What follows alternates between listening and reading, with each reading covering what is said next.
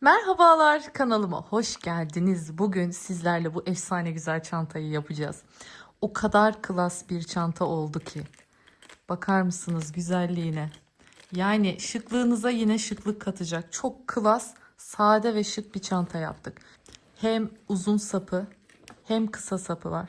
Yani oldukça kullanışlı bir model.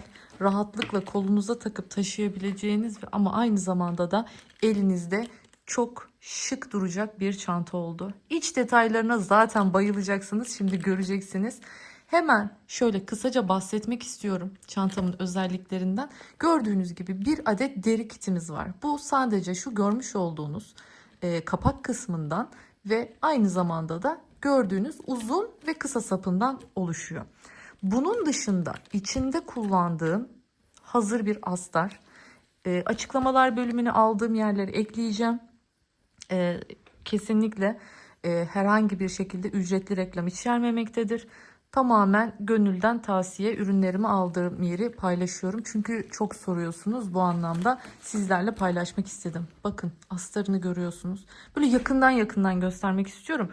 Yani o örgünün her aşaması, her detayını görün istiyorum. Bakın kapak muazzam, keçeli bir astar. Yani videoda göreceksiniz zaten. Şu mıknatısları takacağımız yerler bile belli. O kadar konforlu bir çanta. Bakın yan çıt çıtlarıyla rahatlıkla içini geniş bir alana kavuşturabiliyorsunuz. Şöyle yine keçeli astar olduğu için gizli dikiş tekniğiyle birleştirdim. Kalıp gibi bir çantanız oldu. Mıknatıslarımız çok kuvvetli zaten. Tek seferde bakın çıt çıt hemen tutuyor. Yine aynı şekilde bakın kendisi buluyor yerini. Şöyle altında göstermek istiyorum. Her yeri aynı. O yüzden zaten bence çok klas duruyor. Bazen en büyük şıklık en sade çantalarda gizlidir ya. Kesinlikle katılıyorum buna. Bu çanta çok sade ama bir o kadar da zarif oldu. Orijinalinde ne vardı? Ortasından şöyle bir şerit şeklinde taş işlemeleri vardı. Beyaz rengi vardı. Ben sade çalıştım. Siz isterseniz orijinalindeki gibi işleme de yapabilirsiniz. Taş işlemeler ya da dediğimiz gibi o gördüğünüz gibi taş boncuklar ya da cam boncuklar fark etmez, aynı işlemeleri yapabilirsiniz. Ama ben bu sadeliği çok sevdim ve bu şekilde kullanmak istedim. Umarım siz de beğenmişsinizdir ve bu videoyla birlikte bu çantayı benimle örmek istersiniz diyorum. Ancak şu detayı da vermek istiyorum. Özellikle aksesuarı olmayanlar için. Lütfen aksesuarımız yok, alamıyoruz ya da ücreti fazla diye çantayı yapmaktan vazgeçmeyin. Bu çantada aksesuar olmadığını düşünelim. Olabilir, aksesuarımız yok diyelim ki. Ne yapabiliriz? Çantanın her şeyini aynen yapıp sadece şu arka parçayı, bakın şu arka parçayı örerken aynı bu kapak gibi, yani bu kapak dönecek şekilde uzun yapıp bunu böyle buraya çevirebiliriz. Döndürürüz. Yine bu kapaklı, yine bu şık çantayı oluşturabiliriz. Ne olur? Aksesuarı olmaz. Kendimiz sap örebiliriz vesaire. Ya da sadece bir tane şöyle bir askılı sap kullanarak da yapabiliriz. Hiç önemli değil. Vazgeçmeyin. Buna kendiniz de böyle küçük bir sap takabilirsiniz. Evet, aksesuarlar büyük kolaylık. Alabiliyorsanız ne ala, ama alamıyoruz diye de lütfen çantayı örmekten kendiniz alıkoymayın. Bakın şöyle hemen kullandığım rafyayı göstermek istiyorum. Rafyam FY rafya diye geçiyor. Bu şekilde bakın kutunun içinde görüyorsunuz. 100 gramlık bobinler, bundan 2,5 tane kullandım. Yani toplamda tam 250 gram ip kullandım bu çantaya. 250 gram böyle kağıt rafya gibidir ama yumuşak bir kağıt rafya diyeyim size. Gördüğünüz gibi çok muntazam bir şekilde çantanızı örebilirsiniz. Hadi hemen ölçelim. Setimiz 28 santim olduğu için şu anda zaten çantamız haliyle en olarak toplamda 28 santim. Biraz sonra bütün zaten parçaların, bakın görüyorsunuz 28 santim. Uzunluklarını, büyüklüklerini siz kağıt üzerinden göreceksiniz. Hepsini yazdım. Her şey açık ve net önünüzde olacak biraz sonra görselde. Bakın toplamda da şöyle 20 santim diyebileceğimiz bir boyumuz var bu çantada. Çok güzel oldu. Hemen derinliğimizi de ölçelim.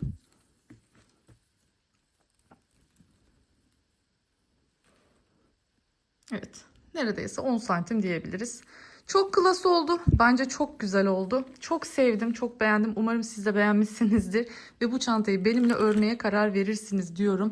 Hala kanalıma abone olmadıysanız kanalıma abone olup yorumlarınızla, beğenilerinizle beni çok çok çok mutlu edebilirsiniz. Emeklerimizin birazcık da olsa karşılığını alabilmemiz için sizlerin etkileşimleri bizim için çok kıymetli. Hype butonuna da basmayı unutmayın diyorum. Ve haydi hiç zaman kaybetmeden çantamızı örmeye başlayalım.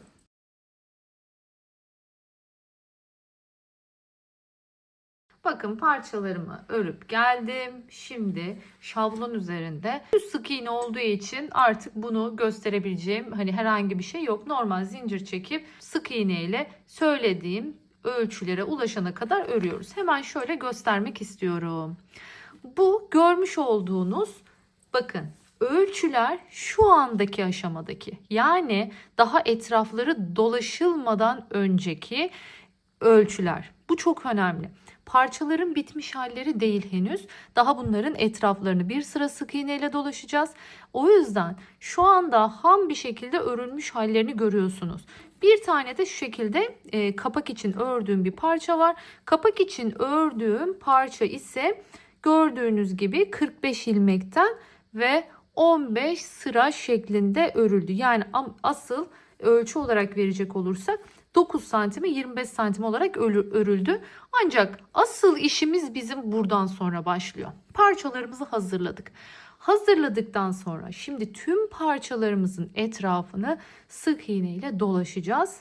Sonrasında artık bu etrafını dolaştıktan sonra da eklemeye başlayacağız. Eklerken ilmek kaydırma yöntemiyle ekleyeceğiz parçalarımızı. Bir parçanın yapılışını göstereceğim.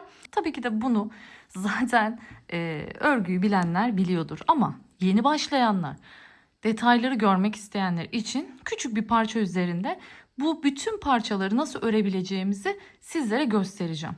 Siz zaten biraz önce benim size gösterdiğim şablonları gördünüz, ölçüleri gördünüz. Evet, benim ilmek sayım ve santim sayım o şekilde denk gelmiş olabilir ama sizler kendi sayılarınızı mutlaka belirlemelisiniz. Ona göre kendi ilmek sayılarınızı hesaplamalısınız. Şimdi bunu nasıl yapacaksınız onu göstereceğim sizlere. Şimdi sadece bunu göstereceğim için elimde şöyle çok güzel, bu senenin trend rengi, yine bir diğer trend rengi ve birlikte de çok kullanılıyorlar. Hemen onunla başlıyorum zincir çekmeye. Ben bu çantada 3,5 milimetrelik tığ kullandım. O yüzden şimdi de yine 3,5 milimetrelik tığ üzerinden göstereceğim. Şimdi ne yapıyoruz? Öncelikle şöyle tutuyorum. Bakın hiçbir şekilde bükmüyorum. Taktım tığımı, tuttum. Bir tane ilmek aldım. Bakın elimi bırakmadım. Bir tane daha aldım ve şimdi elimi bıraktım. Gördüğünüz üzere burada bir tane ilmeğim oluştu. Ve bu bir ilmeğimi neden bu şekilde yaptım özellikle? Bakın bu çok önemli. Şimdi zincir çekiyorum bir taraftan da size anlatacağım. Şimdi bu tarz kendi hesaplamanızı kendiniz yapacağınız çantalarda zincirlerinizi fazladan çekebilirsiniz. Çektiğiniz zincir sayısını sonrasında örmeye başladığınızda nerede istediğiniz rakama ulaştıysanız orada bırakırsınız ve kalan ilmeklerinizi bu şekilde düğümsüz başlarsanız sökebilirsiniz. Yani ne demek istiyorum? Bakın şimdi biraz sonra ilerleyelim. Diyelim ki ben 5 santim olsun istiyorum. Şimdi rastgele bu şekilde zincir çekiyorum. Şimdi bu kadar çektim ama ben 5 santim öreceğim. Ne yapıyorum? Başlıyorum bakın buradan. Bu arada arka ilmekten almanızı tavsiye etmiyorum bu çantayı örerken. Arka ilmeklerden aldığınızda karşı tarafını sonra etrafını dolaşırken ördüğünüzde çok belli oluyor. O yüzden onun önüne geçmek için arka ilmeklerden değil bu şekilde birer kanadını alarak zincirlerin içine girerek örüyoruz. Ne zaman ne demiştim? 5 santim mesela yapmak istiyorum. Siz ne yapacaksınız? Benim verdiğim ölçüler kadar yapacaksınız. Yani siz de o santimlere ulaştığınızda dur diyeceksiniz kendinize. Şimdi gidiyorum. Elimde bir taraftan şöyle biraz sonra ölçeceğim. Bakalım bir. kaç santim olmuş? 5 santim demiştik. Açtım 5 santimi. Koydum şöyle. Bakın getirdim. Üstüne koyuyorum. Evet bakın 5,5 santim oldu. O zaman bir ilmeğimi söküyorum. Şimdi tekrardan bir deniyorum. Bakıyorum. Evet bakın tam 5 santim oldu. Ne yaptım? Şimdi bu ilmeklerim fazla geldi. Hiç sorun değil. Bu ilmeklerimi artık başını bağlamadığım için eğer ki hiç bakın burada geri gelerek ne yapabiliyorum? Sökebiliyorum. Başını bağlamadığım için. En sonuncuya geldiğimde, en son battığım yere geldiğimde ise artık burada ne yapıyoruz? Sıkıştırıyoruz. Bakın çektim ipimi. Güzelce bu ilmeğimi sıkıştırdım. Ve böylelikle tam 5 santimde durabildim. Geldim, bu ipi sonra kesersiniz ya da içinden yürütürsünüz örerken. Bir zincir çekiyorum ve dönüyorum. Burada görmüş olduğunuz ilk tepe V'sinden başlayarak sık iğnelerimi yapmaya başlıyorum. 1 2 3 4. Mesela benim kaça denk gelmiş? 5 santim bakalım. 5. Tabii bu iple. Makrome ip hiç kullanmıyorum diye çok söylüyorsunuz. Vallahi ben de yapmak istiyorum biliyor musunuz? Artık bir tane makromeden bir çanta yapmak istiyorum ben de. Evet. Bakın bu şekilde sonuna kadar geldim. Yine bir zincir çektim. Döndüm. Başladım yine ilk tepeden itibaren. Bakın çantamızdaki parçaları tamamen bu şekilde hazırlıyoruz. Hiç başka yaptığımız hiçbir şey yok. Sadece sık iğne. Gideceğiz, geleceğiz, gideceğiz, geleceğiz ve bütün parçalarımızı bu şekilde hazırlamış olacağız.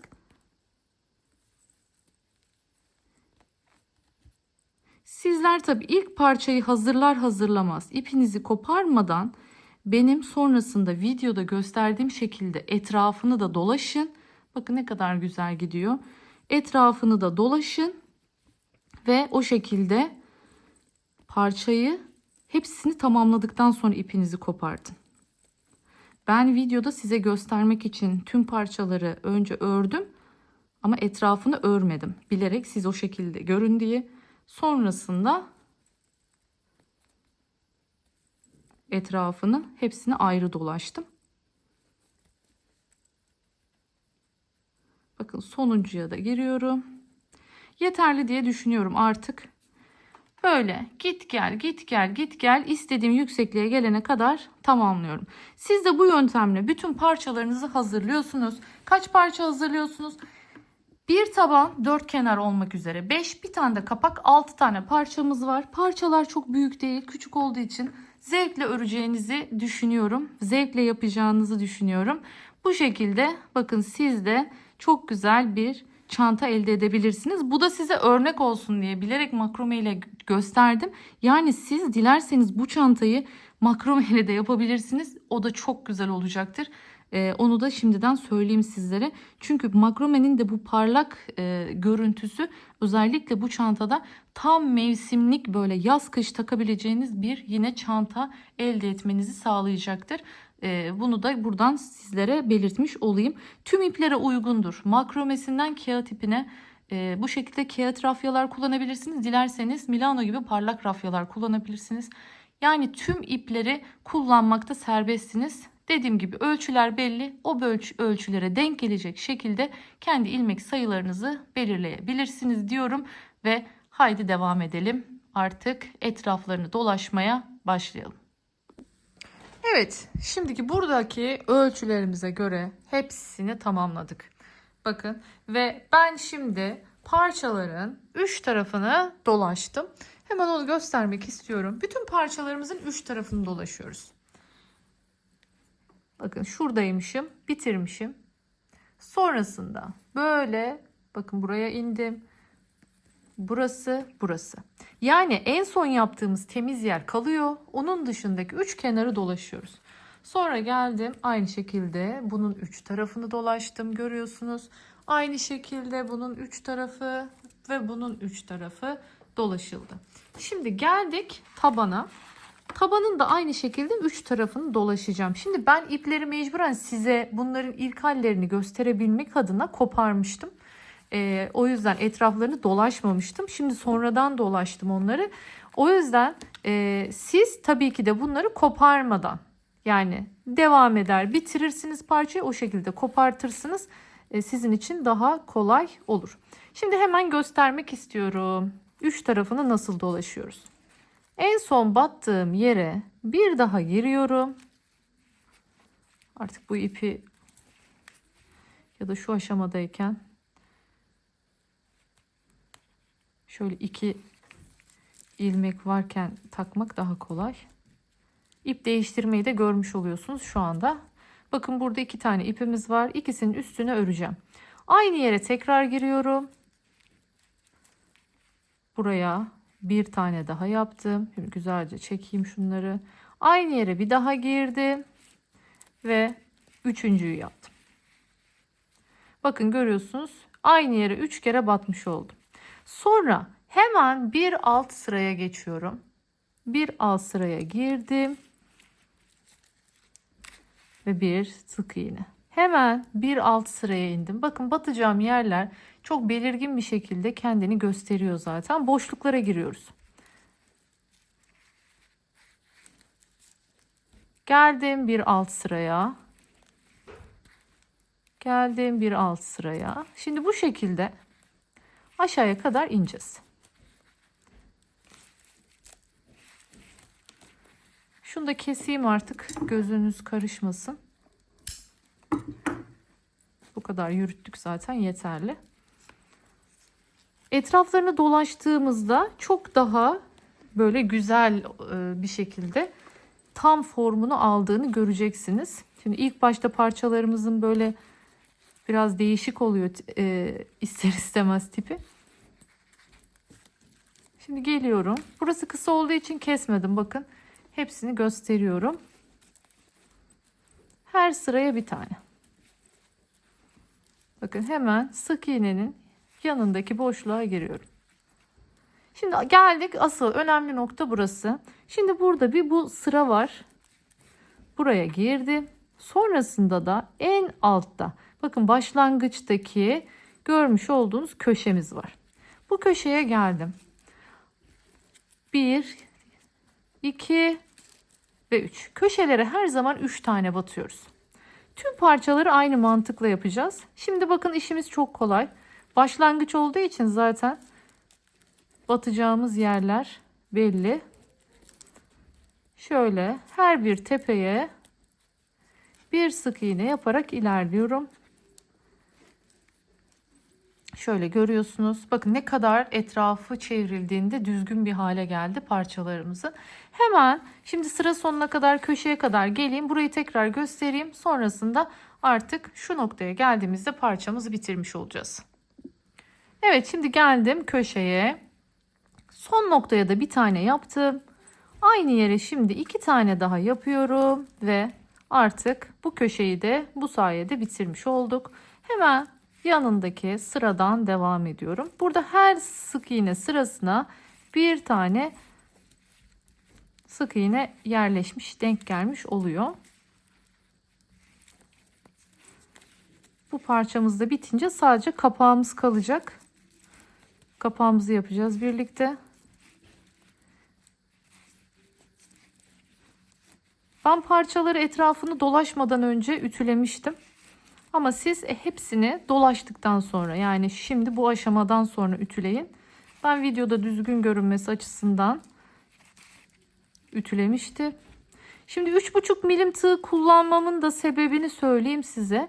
Aslında bu rafyanın hakkı, yani ben normal bir çanta yapıyor olsam sık iğneden, yani hep yüzünden örüyor olsam mesela, bu rafyada muhtemelen 4 milimetrelik tığ kullanırdım. Ancak şu anda bu görmüş olduğunuz gitgel örgülerde daha sıkı ve daha düzgün bir görüntü olması açısından 3,5 milimetrelik tığı tercih ediyorum. Bakın gördüğünüz gibi tabanımızı halletmiş olduk. Şu en son battığımız yeri tekrar göstereceğim. Burası önemli. Buradaki tepedeki ilk sık iğnemizin bakın tepesine giriyorum ve buraya Görmüş olduğunuz gibi yaptık. Şimdi artık bu noktada ipimi kesiyorum.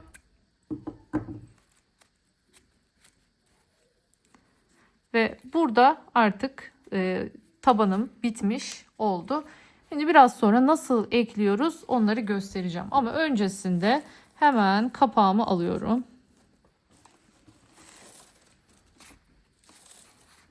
Evet. Şimdi bir sıra biraz önce parçayı dolaştığım gibi şu üç kenarına bir gideyim. Yani hatta kafanızın karışmaması için nereleri ördüğümüz belli olması açısından şuraya bir işaretleyici takayım. Evet, geldik. Bakın artık en son işaretleyiciyi taktığım yere de batacağım şimdi. Ve son sık iğnemi de yaptım. Şimdi ne yapıyoruz? Bir zincir çekiyoruz ve dönüyoruz. Aynı şekilde geri gideceğim şimdi.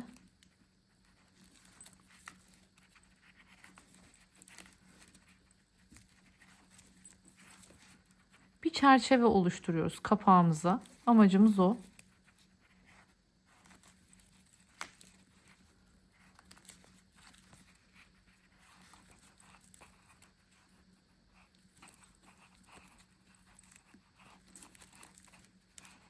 Şimdi köşeye geldiğimizde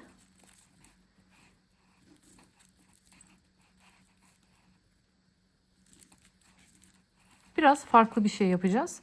Şu görmüş olduğunuz 3 tane var ya köşede. Bunun birincisine giriyorum.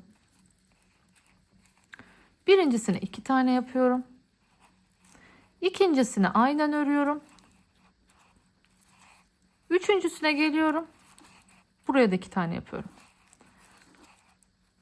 Şimdi bunu niye yaptım? Bunu köşeyi yuvarlamak için yaptım. Köşedeki üçlünün, yani şöyle gösterecek olursam bakın. Şimdi köşede bir şu şekilde üçlümüz vardı batılmış olan. Bu üçlünün birincisine şöyle 2 tane yaptık. İkincisine aynen dümdüz bir tane battık. Üçüncüsüne ise yine şöyle 2 tane battık. Böylelikle şu köşe dönüşünü böyle tam dikdörtgenden yuvarlayarak bir ovalleştirme yapmış olduk. Bakın görüyorsunuz, köşeyi yuvarladık. Şimdi devam ediyorum. Her ilmeğin tepesine yine bir ilmek olacak şekilde etrafını dolaşacağım. Bu köşeye geldiğimde yine aynısını yapacağım. Bakın 3 tane var köşede. İlkine çift, ikincisine bir, üçüncüsüne yine çift şeklinde dolaşıp sıra sonuna kadar geliyorum. Sıra sonuna geldikten sonra tekrardan geriye döneceğiz. Bunu bir kez daha yapacağız. Sanırım artık yeterli olacak diye düşünüyorum. Yani 3 tur döndüğümüzde yeterli olacak diye düşünüyorum. Hemen dediğim gibi geldim, geri döndüm, geldim, geri döndüm derken bir 3 sıra yapalım. Bakalım nasıl olacak. Şimdi geldim en son noktaya. Şimdi hatırlarsanız ilk başladığımız yer burası. Yani ilk dolaşmaya başladığımız yer. Burada bir üçlü yaparak başlamıştık. Hatırlıyorsanız bu üçlüyü yaptığımızda tam ortaya gelen noktaya şimdi geliyorum. Batıyorum ve tekrar bir zincir çekip dönüyorum. Üçüncü sıraya başlamış bulunmaktayım.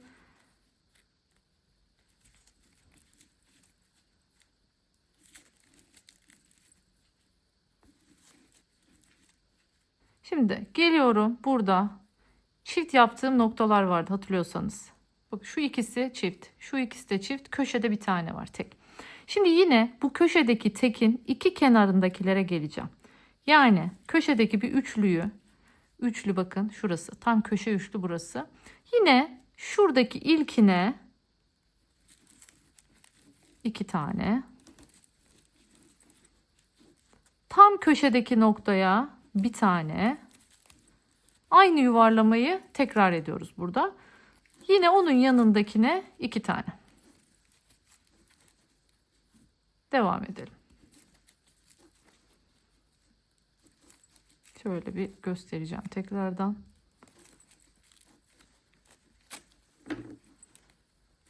Bakın bu şekilde şöyle yuvarlak bir köşe elde etmiş olduk düzgün bir şekilde. Haydi şimdi aynı işlemi bu köşede de yapalım. Tekrar edelim ve sıranın sonuna kadar gelelim. Şimdi geldik artık 3 sıra etrafını dolaştık. Güzelce parçamızı bir oval haline getirdik. Bakın görüyorsunuz gayet güzel oldu. Şimdi artık şu ağız kısmını düzleyeceğiz ve bu iş bu kadar. Kapağımız da bitiyor. Hemen şimdi ne yapıyoruz bu aşamadayken? Bunun üzerine örmeye başlayacağız. Bunun için bir zincir çekiyorum ve hemen burada görmüş olduğunuz en son yapılan sık iğnenin gövdesine bakın. Boşluğuna giriyorum ve döndüm. Hemen yanındaki bakın sık iğne sırasının tepesine ve hemen yanındaki. Yine 3 sıra vardı. 3 tane sık iğne yapmış oldum. Hemen yanındaki sık iğnelerimin tepesinden devam ediyorum.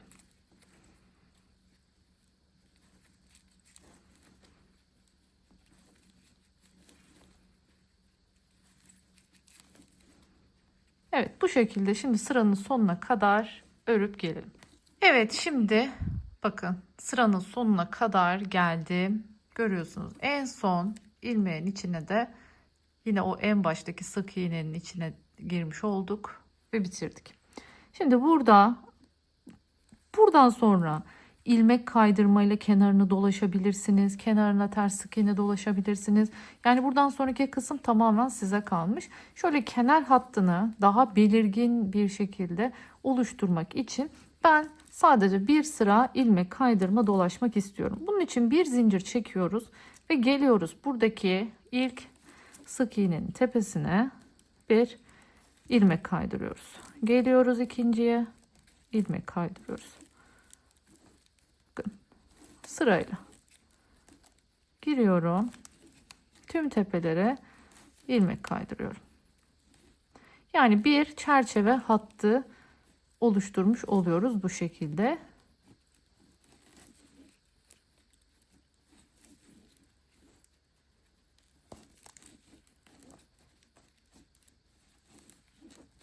Bunda herhangi bir işlem yok. Bakın bu şekilde bir çerçeve oluşturmak amacımız. Şimdi sıranın sonuna kadar dolaşıp hemen geliyorum. Evet, geldim. En son noktaya da hemen göstereyim onu da nereye yaptık. Bakın buradaki ilk sık iğne. Hemen onun da girdim. Tepesinden sık iğnemi yaptım. Artık şöyle bir sıkıştıralım. Güzelce. Keselim. Şimdi bunu sık iğnelerin içinden gizleyeceğim. Artık neye ihtiyacımız var? Ütüye ihtiyacımız var. Ben şimdi tekrardan ütülerini yapacağım. Kenarlarını dolaştık çünkü artık bakın şöyle kıvrıldığını görüyorsunuz. Çünkü oldukça böyle yumuşak bir rafyam olduğu için örme esnasında böyle burkulmalar, böyle dönmeler olabiliyor. Ama ütüyü bastığımda hepsi gayet düzgün ve pürüzsüz bir hale gelecek. Şimdi başlayalım dilerseniz. Hemen şu yan parçamızın bir ağız kısmını bulalım. Bakın nereden başlamışım dönmeye. Buradan başlamışım dönmeye. Gelmişim buraya dönmüşüm. Burada bitmiş. Çünkü burası bittiği için biten noktalar ağıza gelmesi gerekiyor. Şimdi buraya tam şuradaki köşe noktasıyla buradaki köşe noktası, bakın köşelere 3 tane batmıştık ya. O 3 ortadaki köşe noktalarına işaretleyicimi bir takıyorum. Şimdi bir sayacağız, bir hesap yapacağız çünkü burada. Buradaki orta noktasıyla da yine buradaki orta noktasını takıyoruz. Taktım. Şimdi bunları saymayacağım.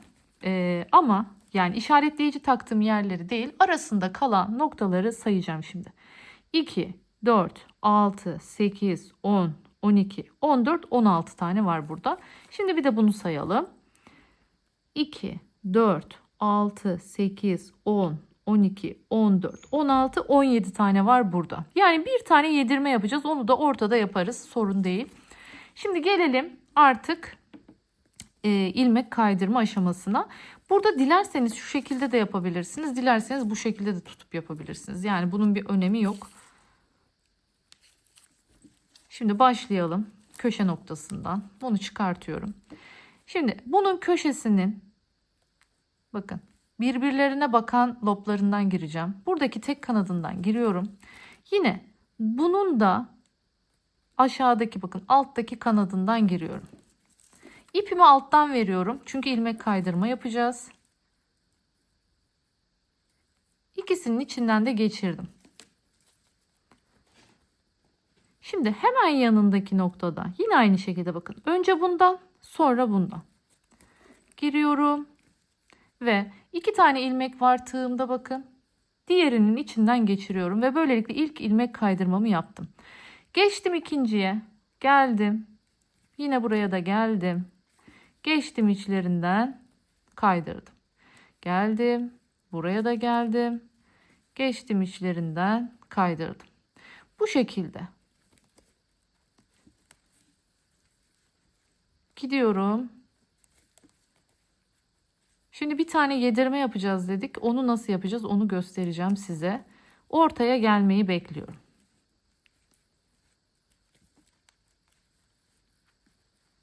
Girdim. Bakın buradan da girdim. Yedirdim. Şimdi bence yeterli. Burada yapabiliriz. Şimdi aynı yere tekrardan giriyorum. Bakın alttaki aynı noktaya tekrar giriyorum. Üstteki kısımda ise yan tarafa geçiyorum. Yani böylelikle görüyorsunuz bir taneyi artık yok etmiş oldum. Eşitlemiş oldum ilmek sayısını. Şimdi sonuna kadar gidelim.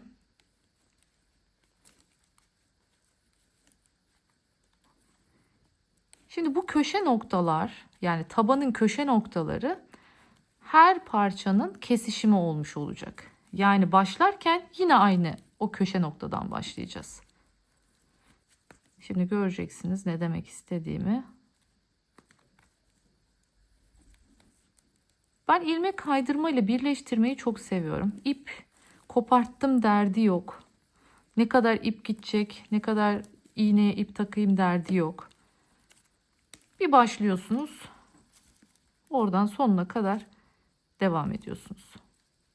Evet geldim şimdi köşeye bakın. Köşe noktasına girdim. Buradaki köşe noktasına da girdim. İkisinden geçirdim. Evet. Şimdi burayı hallettik. Ne yapıyorum? Hemen yan noktaya geçiyorum. Yan noktaya geçince de aynı şeyi yapıyorum. Bakın. Nereden başladım? Nerede bitti? Bakın bitiş noktası burada.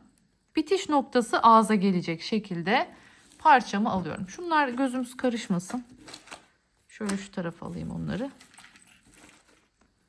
Şimdi geliyoruz. Bakın uzun kenarlı uzun kenarı ekleyeceğiz. Yine burada şöyle bakın tam aynı köşe noktası görüyorsunuz. En son batılan aynı köşe noktasından girdim. Burada da aynı şekilde köşe noktasından girdim. Geldim. Diğer köşe noktasına. Buradaki köşe noktasından girdim. Yine aynı şekilde buradaki köşe noktasından girdim. Şimdi ne yapıyoruz? Sayıyoruz tekrardan. Yani denk çıkması lazım ama yine de işimizi garantiye alalım, sayalım. İşaretleyicilerin olduğu yeri saymıyorum. Diğer kısımlardan sayalım. 2, 4, 6, 8, 10, 12, 14, 16, 18, 20, 22, 24, 26, 28, 30, 32, 34, 36, 38, 40, 42, 44, 46, 48, 49 tane ilmek var burada. Şimdi gelelim diğer tarafa. 2, 4, 6, 8, 10, 12, 14, 16, 18, 20, 22, 24, 26, 28, 30, 32, 34, 36, 38, 40, 42, 44, 46, 48, 49, 50. Evet bir tane fark var. Bir farkla bu sefer arkadaki daha fazla yine aynı şekilde. Bu bir fazlalığı ne yapacağız? Yine yedireceğiz. Yani bu muhtemelen demek ki her parçada birer tane fazla çıkacak demek oluyor. Sadece bir tane fazla olan hangisi bu? Biraz önce burada gösterdiğim yöntemle burada bir tane yapacaksınız. Bakın şimdi şunu da gösterdim mi zaten mantık anlaşılmış olacak. Gerisini 4 parçayı da ekleyip geleceğim hemen. Şimdi şunu görmenizi istiyorum. Köşeler ortak olduğu için bu köşeye tekrardan giriyorum. Buradaki köşeye de giriyorum. İpim yine altta. Bakın bu çok önemli. İlmek kaydırma da ipimiz altta. Şimdi bir bundan geçtim, bir bundan geçtim. İlmek kaydırdım. Yani köşe noktalarda iki parça aynı yere bağlanıyor. Bunun sebebini de şimdi göstereceğim. Şöyle hafif bir ilerleyeyim.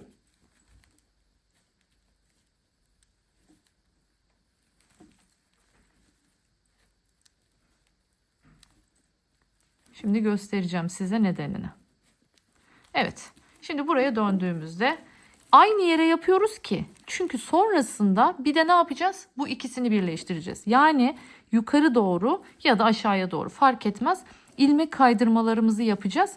Bu noktada o yüzden önemli olan kısım şu köşeye iki parçayı da aynı noktaya eklemek. Şimdi buradan başlayacağım, devam edeceğim. Diğer bütün parçaları da ekliyorum. İlk başladığım noktaya kadar örüp geliyorum. Evet, şimdi ne yaptık? Bakın eklememiz bitti. Şu an içindeyiz. İlmek kaydırma ile eklediğimiz taraf bu taraf. Hemen bu haldeyken güzelce bir ütülüyorsunuz. Çünkü biliyorum ki siz de yaptığınızda şuralarda böyle potluklar, ufak tefek istemediğiniz böyle büzmeler olabilir. Kabarıklıklar oluşabilir. Bakın ütüyü bir basıyorsunuz. İşte bu kadar. Yani kalıp gibi oluyor.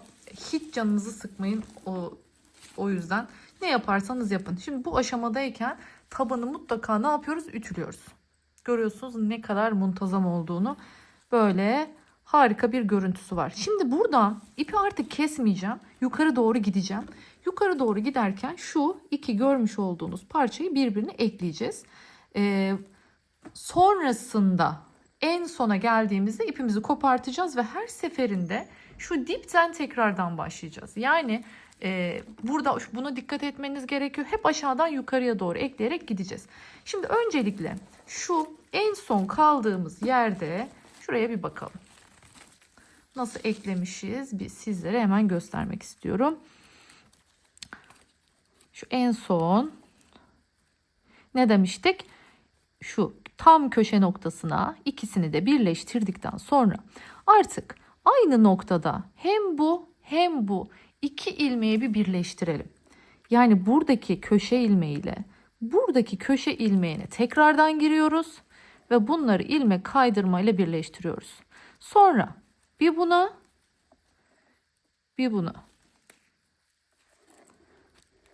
devam ediyorum. Bir buraya bir buraya. Nasıl tabanda ek yerlerine bastıysak aynı işlemi finalde buralara da yapacağız. Yani şimdiki birleştirdiğimiz ilmek kaydırmalı kısımlara da yine mutlaka ütüyle ne yapıyoruz? Bir geçiyoruz. Böylelikle daha pürüzsüz bir ek yeri elde etmiş oluyoruz.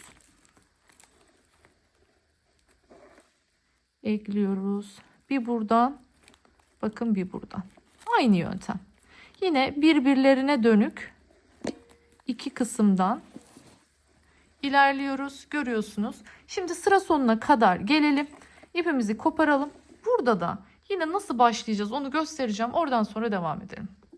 Evet, şimdi geldim. Bakın en son noktaya. Nerelere batıyoruz onu göstereceğim. Şimdi burada gördüğünüz gibi artık bir köşemiz yok batabileceğimiz.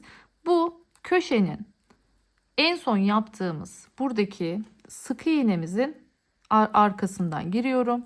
Buradaki köşe noktasına giriyorum ve ikisinden de birer ilmek çıkartıyorum. İlmek kaydırmamı yapıyorum. Peki nasıl bitireceğiz bu kısmı? Şimdi şurada bu çıkıntının oluşmasını istemediğim için bu görmüş olduğunuz buradaki ilmeğe geliyorum ve buraya bir ilmek kaydırma yaparak bitiriyorum. Evet. Bu şekilde hizalamış olduk. Şimdi bu ipi arkaya çekeceğim ve bu görmüş olduğunuz ilmeklerimin içinden yok edeceğim. Evet. Burada gördüğümüz işlemi şimdi diğer taraflarda da yapacağız. Aynısını 4 köşeye yapacağız. Nasıl başladığımızı sadece tekrardan göstermek istiyorum. Bakın buradaki köşeden girdim. Yine buradaki köşeden girdim. İlmeğimi alttan çektim. Geldim. Yanındaki. Bakın bu şekilde. Yanındaki, yine yanındaki. Yani görmüş olduğunuz üzere böyle yukarıya doğru çıkacağız. Görüyorsunuz ve sonrasında şu başlangıç iplerimizi, bunları şöyle ne yapacağım, gizleyeceğim. Bakın şunları. Bunu öne çekip doğrudan, sonrasında ön yüzünden gizlemeniz daha kolay olacaktır. Yani bunları şimdiden şöyle ön taraflara çekebilirsiniz.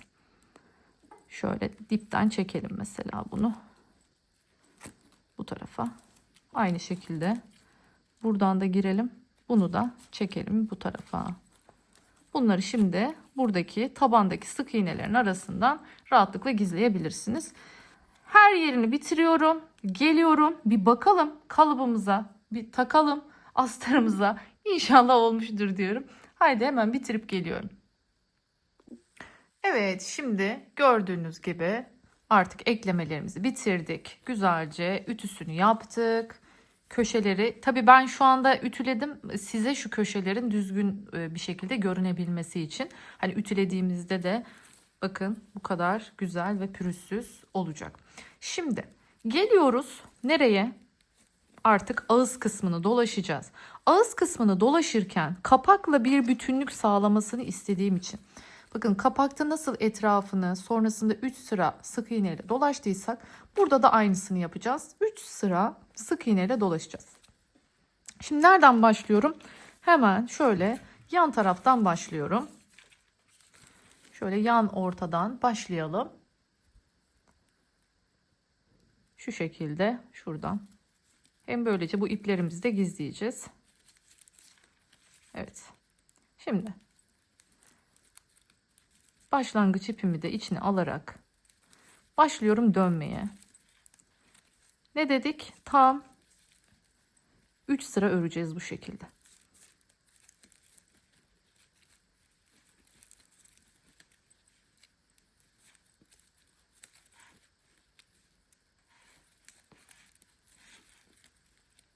Evet, bakın görüyorsunuz bu şekilde.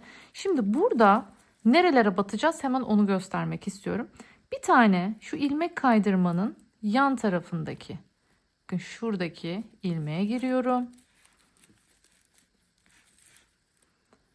Yine aynı şekilde bir tane de diğer tarafında. Yani ortadaki ilmek kaydırmanın hem sağına hem soluna giriyoruz. Şunu keselim. Bunu yeterince yürüttük artık. Şimdi diğer ipi yürütmeye başlayacağız.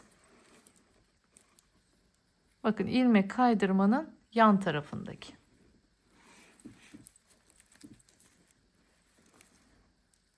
Şimdi burada görüyorsunuz bir tepemiz değil, bu bir sık iğnenin yan tarafı. Buraya giriyoruz. Şimdi buradan sonra tepelere. Her sık iğnenin zaten bir tepesi var. Buradan devam ediyoruz.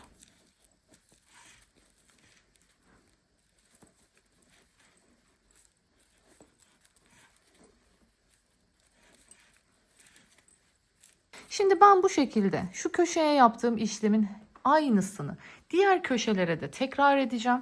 Diğer köşelerde de aynı işlemi yapacağım. Dönüp dolaşıp geleceğim ek yerine. Sonra burada nasıl üst sıraya geçiyoruz onu göstereceğim. Evet, şimdi geldik. Bakın sıranın sonuna. En son sık iğnemi de yaptım. İpimi uzatıyorum. Buradaki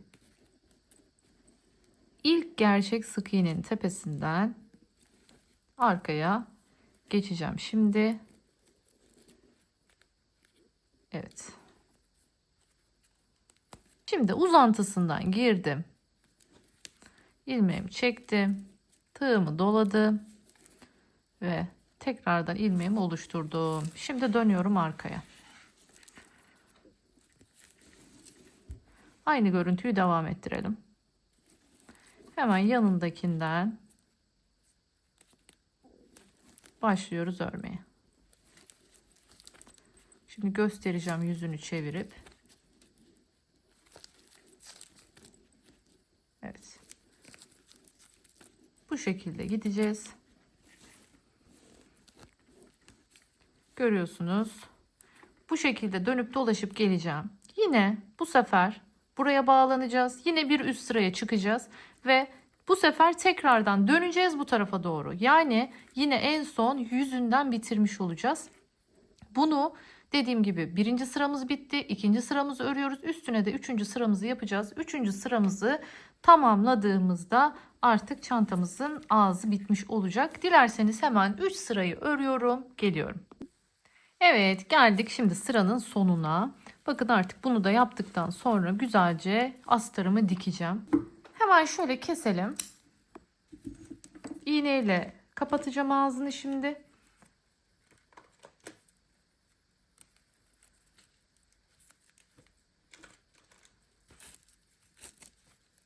Bakın ilmeği çıkartıyorum. Geliyorum. Hemen ilk gerçek tepe bakın. İlk gerçek tepeye giriyorum. Ve ipin yine çıktığı ilk noktadan giriyorum. Bu şekilde ağzını kapattık. Sonrasında bakın buraya aşağıya değil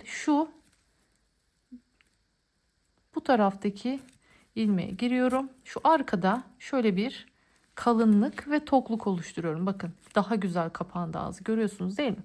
Şimdi artık bunu öne çıkarttım. Buradan rahatlıkla gizleyebilirim. Öne çıkartıp gizlemek daha kolay benim için. Arkadan uğraşmıyorum. Evet.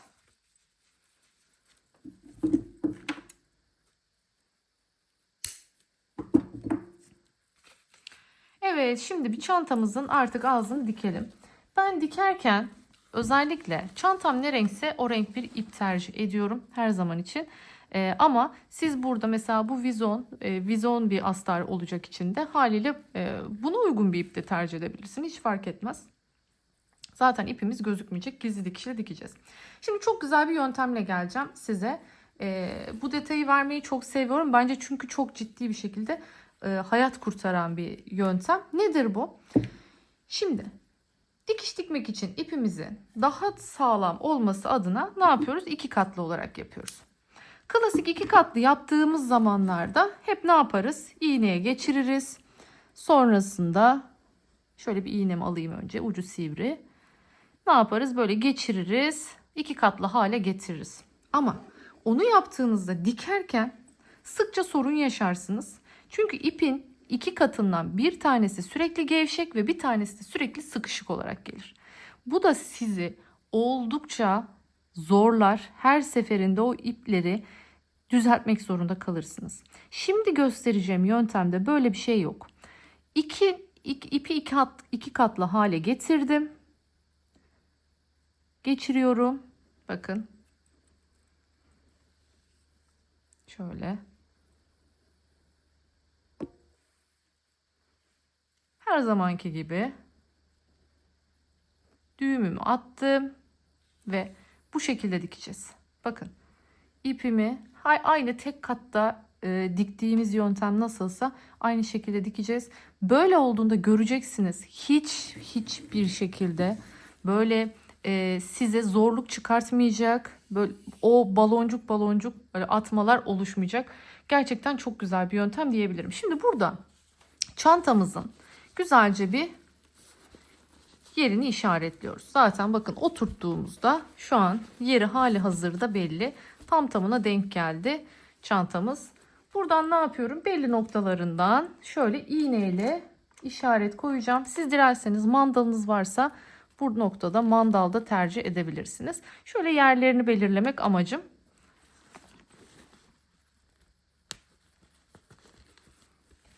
Şu şekilde ara ara belli noktalardan iğneleyeyim ki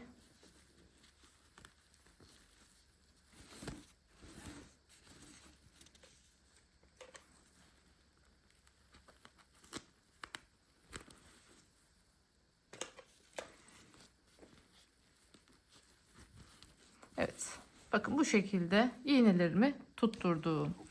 Artık ipimi alıyorum ve başlıyorum. Burada istediğiniz noktadan başlayabilirsiniz. Ben hemen şu yan noktadan başlamak istiyorum. İğnemi çıkarttım. Öncelikle şöyle alttan Giriyorum tam ek noktasından, bakın. Evet. Düğümümü altta kalacak şekilde geldim buraya. Ne yapıyorum?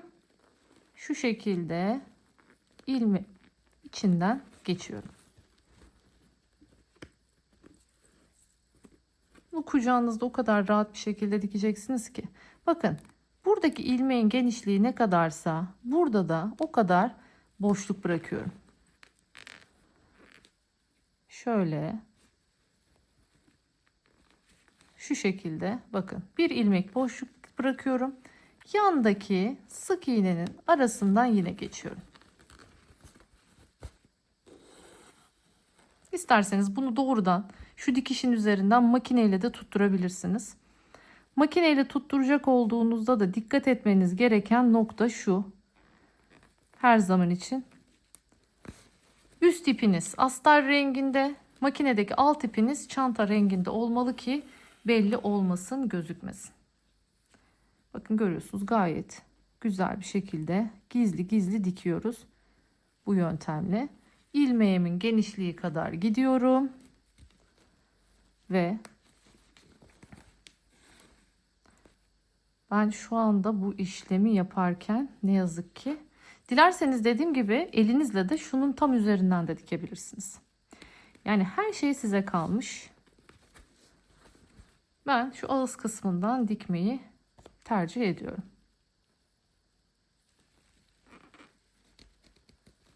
Evet. Anlaşıldı diye düşünüyorum. Bu gizli dikiş yöntemiyle çantalarınızın astarlarını gönül rahatlığıyla dikebilirsiniz. Böylelikle hiç gözükmeyecektir dikişiniz. Hemen şu diktiğim yeri görmenizi istiyorum. Şu ağız kısmı bakın hiçbir şekilde belli değil. Şimdi dilerseniz bu şekilde tüm çantanın ağzını dolaşıp geleyim. Evet, şimdi bunu da diktim. Bakın, hemen göstermek istiyorum size. Ağzını nasıl diktiysek aynı yöntemle, gizli dikiş tekniğiyle diktim. Bakın, zaten biliyorsunuz her tarafı sık iğne. O yüzden rahatlıkla kenardaki aynı sık iğneleri burada olduğu gibi, bakın, aynısını yaptım. Hiçbir fark yok. Ancak öncesinde lütfen kilitlerinizi takmayı unutmayın. Bu çok önemli. Kilitlerin yeri var. Astarda zaten mevcut. O yüzden o deliklerden geçiriyorsunuz. Arkasını kilitlediniz ve taktınız. Şimdi kapağımız hazır. Bunu hallettik. Şimdi gelelim buradaki çıt çıtlarımızı takmaya. Bunu nasıl yapacağız? Hemen onu göstermek istiyorum. Ne demiştim? Bunun içinde de kesiklerimiz var. Bakın, çizili bir şekilde nasıl göstereceğim size bilmiyorum ama şurada içine, yani siz de bu şekilde yaptığınızda göreceksiniz. Zaten kendiniz yaparsanız sorun değil mi? Evet, bakın, görünüyor. Şimdi buradan ne yapacağım? Ben ön tarafı nereye çıkacağını bilmem lazım ya. O yüzden buradaki deliklerden şimdi ben ön tarafa bir iğne takıyorum. Gördünüz. Nereye çıktığımı artık buldum. Şimdi buraya artık neyimi takacağım? Mıknatısımı takacağım. Mıknatısların şu ince olan kısımlarını ben kapağa taktım. Şu kalın kısımlarını gövdeye takacağız. Evet, bunlar yatıkmış. Onları bir düzeltelim ilk olarak. Bunu çıt çıtlarla çalışırken en kolay yapabileceğiniz şey sizin de bu şekilde bir pense ile çalışmak. Şimdi geliyorum, yerini buradan iğneyle, bakın şuradan iğneyi çıkarttım ve yerini ayarlamış oldum. Şimdi bu noktadan artık çıt çıtımı geçiriyorum. Evet. Bakın, buradan da şöyle keçeden çıktım. Görüyorsunuz. Şimdi bunu yapabilmek için önce bunu takıyorum ve sonrasında, evet, şimdi şunu bir kıstırıp geleyim hemen. Evet, şimdi görüyorsunuz, iki tanesini bu şekilde taktım. Şimdi burası tamam. Geriye ne kaldı? Diğer çıt çıtlar. Yani şu kenardaki çıt çıtlar, şu katlamayı oluşturacak olan çıt çıtlar. Hemen onları da aynı şekilde, bakın, onların da yerleri burada hazır. Görüyorsunuz çizikleri. Hemen bunları da aynı yöntemle takıp geliyorum.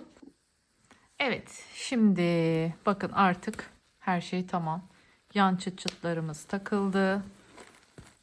Bakın bu şekilde.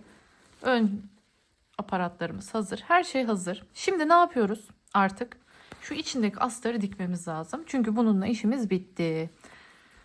Bunu nasıl dikeceğiz? Hemen onu göstermek istiyorum size. Hiç gözükmeyecek şekilde dikeceğiz. Bunu nasıl yapacağız?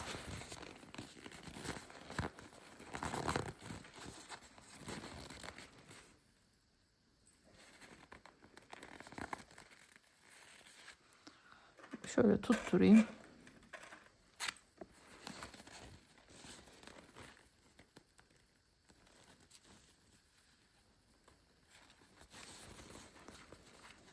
Bir tane de sonuna.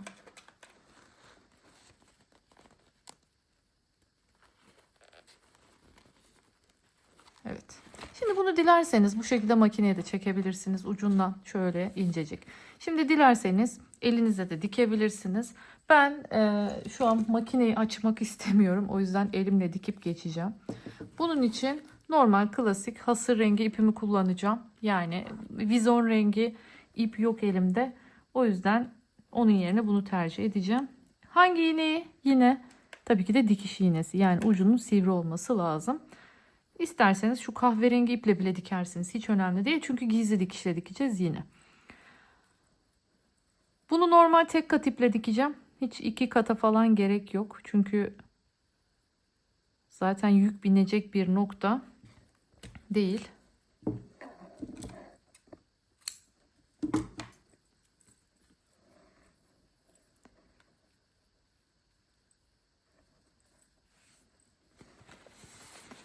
Evet.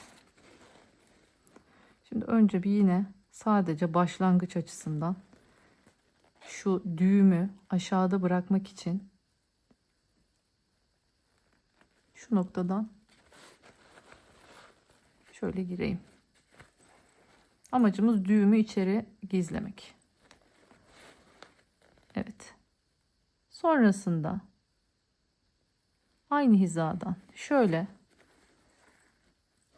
geçtik. Bakın diğer tarafta da bu ipin hizası neresiyse karşıdan çıkıyorum. Şimdi bir taraftan bir taraftan. Görüyorsunuz. İp hangi noktada bitiyorsa diğer taraftan aynı hizadan çıkıyorum.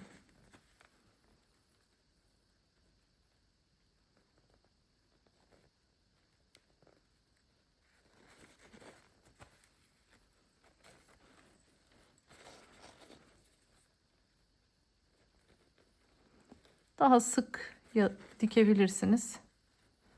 Ama ben tabanda olduğu için çok ihtiyaç duymuyorum.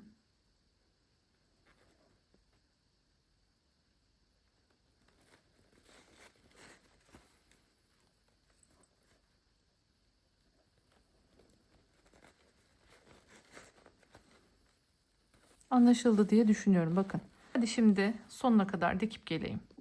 Evet, geldik artık. Birazcık da ileriye doğru geçtim. Dikili yere kadar gittim yani. Şimdi burada güzelce ipimizi artık düğümleyeceğiz. Düğüm yaptığınız zaman kesinlikle dibinden kesmeyin. Mutlaka birazcık ipi içine gizletip yürütün. Böylelikle sökülme riskini en aza indirmiş olursunuz. Evet.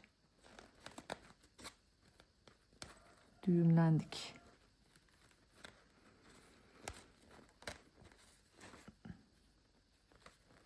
Kastettiğim şu. Şöyle içeriden gidin. Bir miktar. Sonra kesin. Bakın. Hiçbir şekilde belli değil. Gizli dikiş tekniğiyle dikmiş bulunuyoruz. Şöyle çok güzel oluyor. Gerçekten o kalıp gibi çok muntazam bir çanta oluyor. Onu rahatlıkla söyleyebilirim. Şimdi öncelikle ne yapacağım? Bunu arkadan Zaten son sıraya dikeceğimiz için daha kolay dikeceğiz. Normalde ben önce onu tuttururum. Daha sonra bu kapağı dikerim ama bu sefer tam tersini yapacağım. Önce kapağı dikeceğim.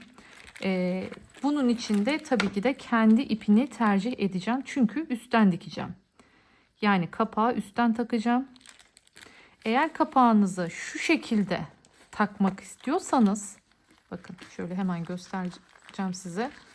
Eğer bu şekilde böyle alttan dikmek istiyorsanız o zaman ne yapıyoruz? İp olarak deri ipi kullanıyoruz. Ama ben kapağımı şu şekilde üstten takacağım için, yani şuraya üstten geçireceğim için, o yüzden kesinlikle ve kesinlikle kendi ipini kullanacağım. Yani belli olmaması için. Burada hemen ipimizi takalım. Tabii şöyle bir deri ip de kullanabilirsiniz. Bu da gözükmez. Hani bunu da rahatlıkla kullanabilirsiniz.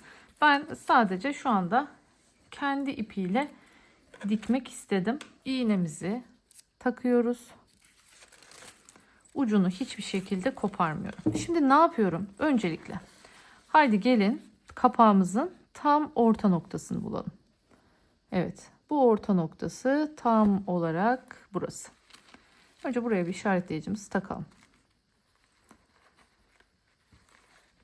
Evet. Tabii bunu sayarak da teyit edin. Gerçekten orta mı? Ben şimdi onu yapacağım birazdan. Aynı şekilde kapağımızın da bir orta noktası var. Bunu unutmayalım. Orta noktası şurası. Yani bunu bakın şöyle yerleştiriyorum. Bu şekilde yerleştirdiğimde tam geliyor. Evet. Şimdi burada ortadan başlamamın sebebi diğer taraftan devam ettirmek ipi. Görüyorsunuz. Evet, şimdi üstten giderken nasıl gideceğiz? İlmeklerimizin görünmemesi lazım. Şimdi hizalıyorum, bakıyorum.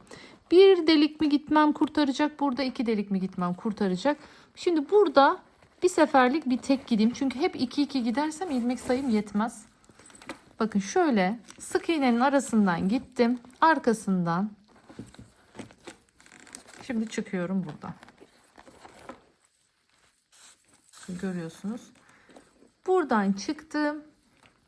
Bu sefer 2 atlayarak, bakın 2 ilmek atlayarak giriyorum.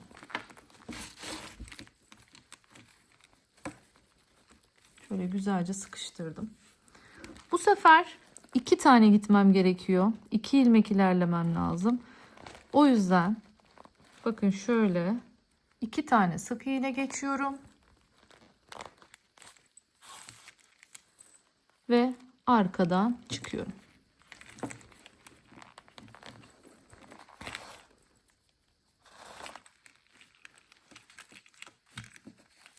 Tekrardan 2 delik sonradan geri çıktım. Yine aynı şekilde 2 tane ilmekten geçtim.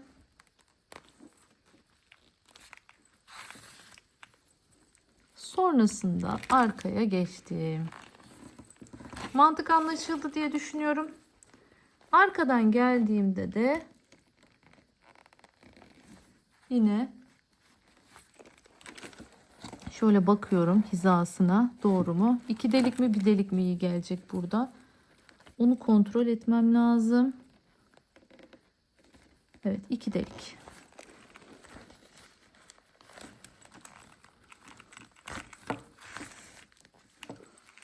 Devam ediyorum. 2 tane mi, bir tane mi? Bu sefer bir tane. Yani bunu dengeleyeceksiniz. Yani ilmeklerinizin hizalayarak, hizasına bakarak bunu bu şekilde dengeleyeceksiniz. Şimdi gittiğimiz gibi geri geleceğiz.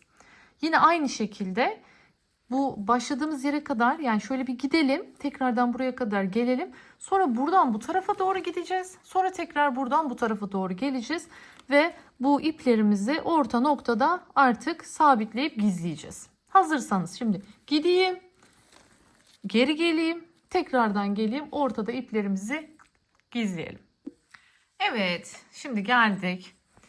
Bir önceki ipim buradan buraya kadar geldi. Ve onu hemen önde sık iğnelerimin arasına gizledim. Şimdi hatırlarsanız bir ip bırakmıştım boşta. O ip de buradan buraya kadar geldi. Şimdi yine aynı şekilde zaten bakın görüyorsunuz ucu artık. Geliyorum. Şimdi bu ipi de gizleyelim. Şimdi biraz şöyle devam ediyorum bakın yoluma. Uzunca bir süre bu şekilde yürütüyorum. Herhangi bir şekilde risk oluşmasın. Evet, bu kadar yeterli artık.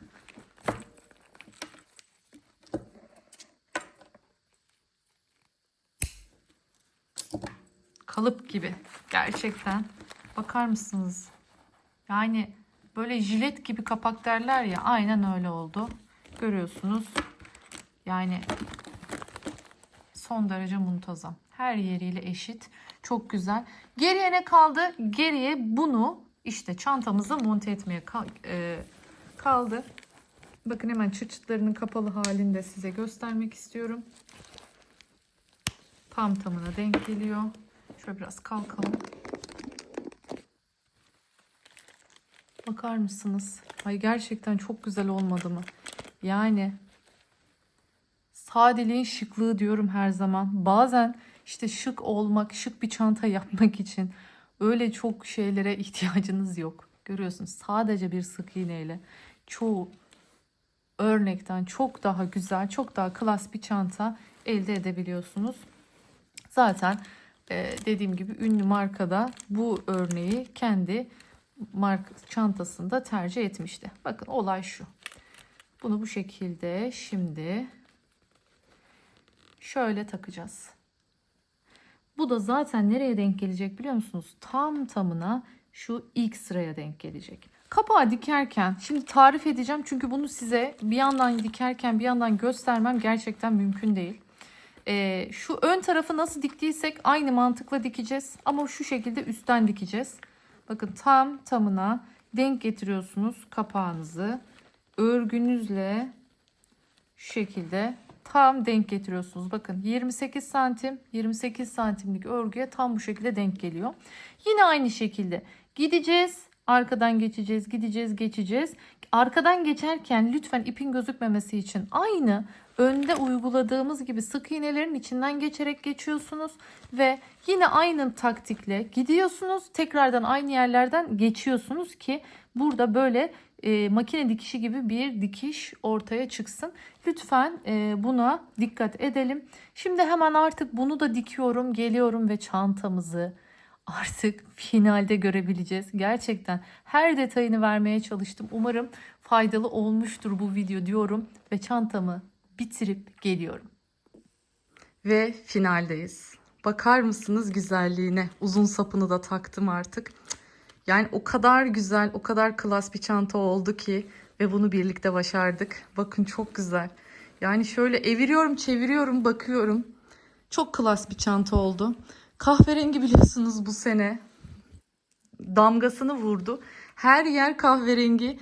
Deri aksesuarlar, özellikle ayakkabılar, çizmeler, montlar her yer kahverengiyken buna yakışır harika bir kahverengi çanta. Hem de ünlü marka dokunuşlarıyla diyebiliriz. Çok çok güzel oldu. Umarım siz de beğenmişsinizdir. Bu güzelliği benimle örmek istersiniz diyorum. Haydi hemen şöyle tekrar bir içine bakalım. Bakar mısınız? Ya ne kadar yani astarıyla çok klas oldu. Çok kolay ve çok klas bir çanta. Bakın tek hareketle. Çıt. Kapakları takıyoruz şimdi. Bakın görüyorsunuz. Hemen kendisi yerini buluyor. Çok çok güzel bir çanta oldu. Altıyla, yanlarıyla, üstüyle, kapağıyla jilet gibi. Bakın görüyorsunuz tam tamına kalıp siz de benim verdiğim ölçülerle bu şekilde birebir bir çanta elde edebilirsiniz. Umarım çok çok beğenmişsinizdir.